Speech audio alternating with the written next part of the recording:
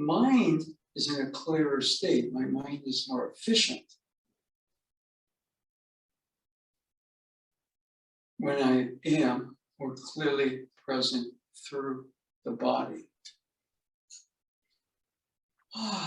Okay. And one last thing. In terms of whatever.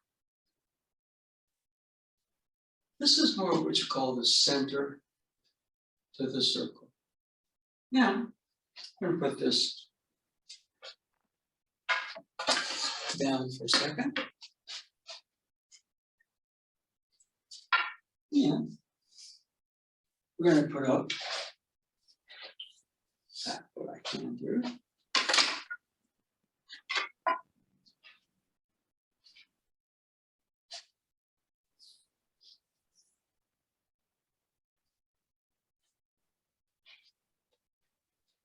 This is with the staff or the spear.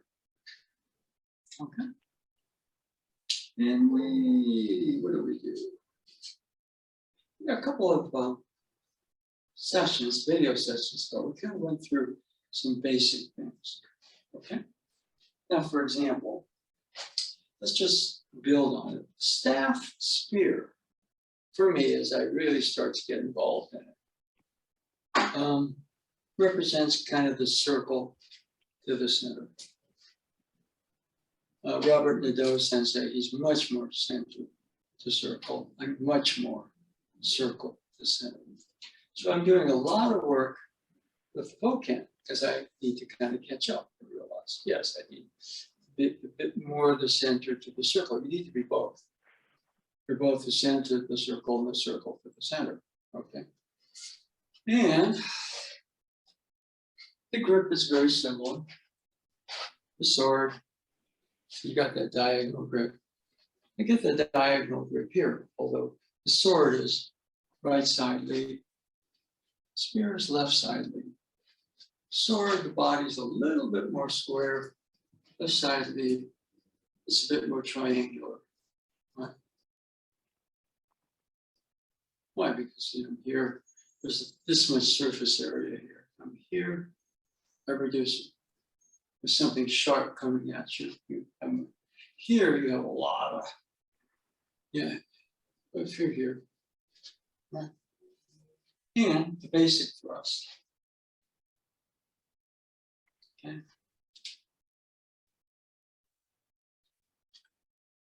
And boom. Now here, we have our triangle, pretty much the same position, but the body is not quite so square. It's a little square with the sword. With the staff, it's much more of a triangle. And what that tends to do, for example, that back foot is much emptier, allowing you to shift your hips a bit, get off the line of energy that's incoming. Okay, but we'll do it from an angle here. Boom. Knee covers toe.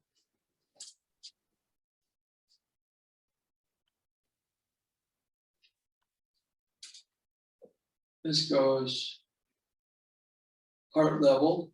Now, if the level thrust, it backs up into my own wrist, I sort of knee kill myself. Okay, so it's very important here. This is underneath the heart. If it goes heart level, so I'm thrusting heart level, working with myself. But that lower hand, you're adding a little bit of slope up. It's kind of, because if you go this way, it backs up if there's contact.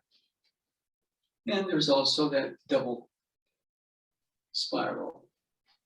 Now this is quite common where somebody rotates. I prefer, as I was taught, the double spiral. Okay. Now this is more of a circular approach, but if you, in karate, we used to use a maki wada.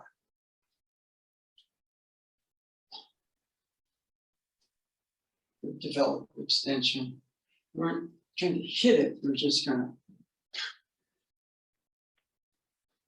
Okay.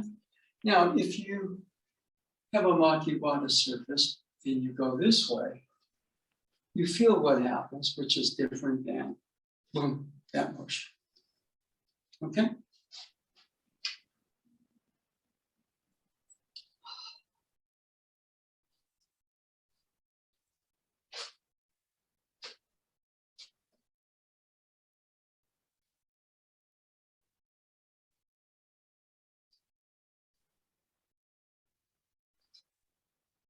Now, this is an up, down. Remember, the sword is also an up, down. But we were saying, down, up through the body, down, up, down, up, finish bottom. So we're going to go this way. See, I can go this way, or boom, boom. See, then in that down motion, power is coming from underneath.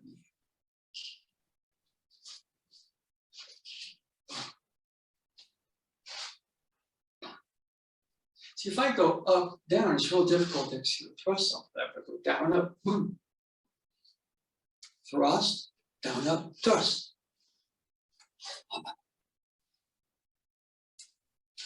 And I get the feeling it's like an electrical current, which is different than I'm. And you may not get that immediately. You may have a different feel for it. Okay?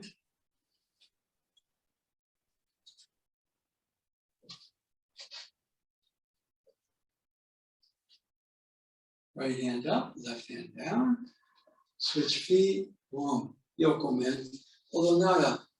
If I go this way, I'm still covering myself that way and rotating the hip. It's not a big motion that way. See right there, see how the head is open, body is exposed. A little over here. See how the a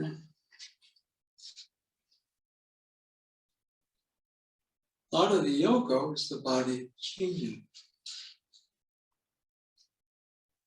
Okay? So you can, do certain exercises.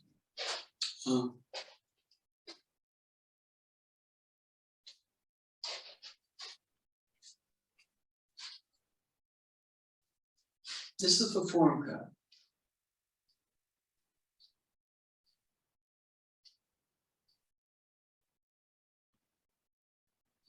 Okay, now we're going to go into not the real movement. See, this is the form cut. Goes out. Okay, now what we're going to do is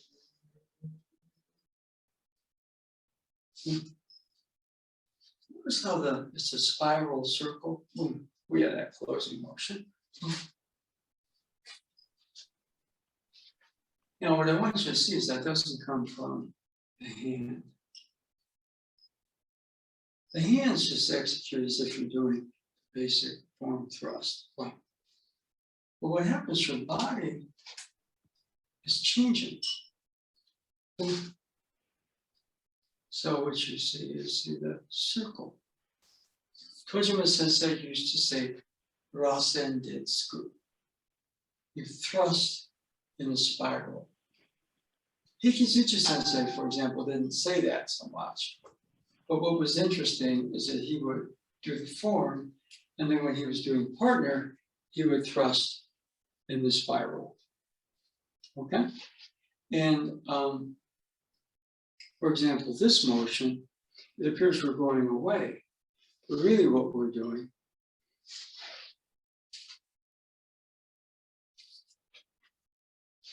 with a little different footwork is that motion. Okay? A lot of Aikido you can understand. The Kokyu through the Suburika we did. And also you can do that You understand a lot of the body changes working with this. See, I think about spear more than I do staff. Okay?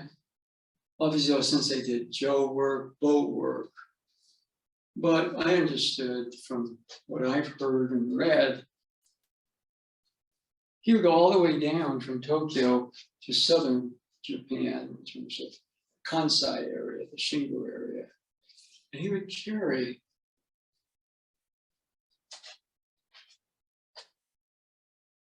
this is a 3-section spear.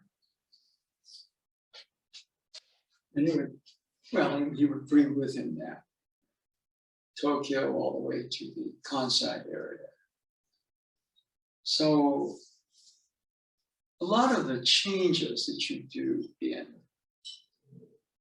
with the spear are kind of like algorithms equations. You're trying to solve, very, very heady here, the unified field theory. He solved it, but he wasn't a physicist. You see it in his motion. Okay, now right here, that's like, now when I can do that, there's several things that are kind of cool. My hips are rotating, so there is power in there, and then there's focus at the end. You don't always do that, by the way. But if you're going to actually pierce with this, boom, you can add that. Okay. The other thing is, because the hips are rotating, and you're off the line of an incoming thrust. Out of Aikido, to be understood, the squirty cut is kind of like your math education. Okay. Here, with the straight, even you can argue instead of a yokomen, what you're really doing is a showman motion with the body turning, and that creates the yoko. See, I'm off the line. I go over here, I'm off the line. But I'm getting rotation of the hips into it. Okay, so that's an education in and of itself. Most of the time, what people do, okay, learn a kata. Okay, so we have what's called the 30 movements. So, movement number 1, I like to start, with some semblance that we're going to do something like Go-sensei did. Movement number 2, rotating to the rightward raising spiral. Movement number 3, leftward downward spiral. Movement number 4, boom. Start from your core. We're going into the spear movements. These, I would say, these are technically spear movements, but I think a lot of Go-sensei spear movements originated, when Izanami stood on the floating bridge of heaven, stirred up the heavenly brine, the drops congealed fell from the spear of the islands of Japan. Symbolic of his, going from the heavenly realm, heavenly parents into the physical realm. So, here we are. 4, but all of that, boom, starts to congeal. Now, 5, thrust. 6 is both up and down. 7, actually that would be 8 is rethrust. 9, yokomen. 10. Now, change. Thumbs face each other. 11, 12, 13, change, sort of 14, 15, thumbs face, 16, turn, cut, 17. This is not pushing down here, but it's like the congealing process. Thumbs face, 18, 19. Rotate the hips, make sure if this period you don't poke yourself. 20, 21, sweep. 22. Now this is the Gokyo change. So, now when you take it, 23, it's right, left, figure 8, up. 24, step back, cover. 25, first way I call this in the fire water changes. 26, no step. 27, fire water change, but it's more like a sundial, it's supposed to watch. 28, step, turn, sweep, cut. 29, thumb space. Thumb space away, make sure right here if it's sharp, it doesn't cut you. Thumb space, step back, that's 30. Okay, so that's the 30 movements. So I know some of you know it. If you stop practicing it, you don't know it anymore. Okay. Okay. Now, several things. We've done the sword, another way of doing that motion. Even here,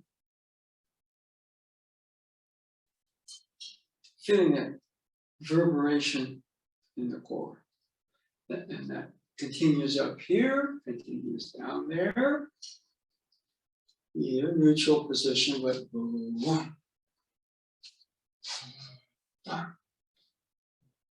Each of the movements can be done with that same feeling.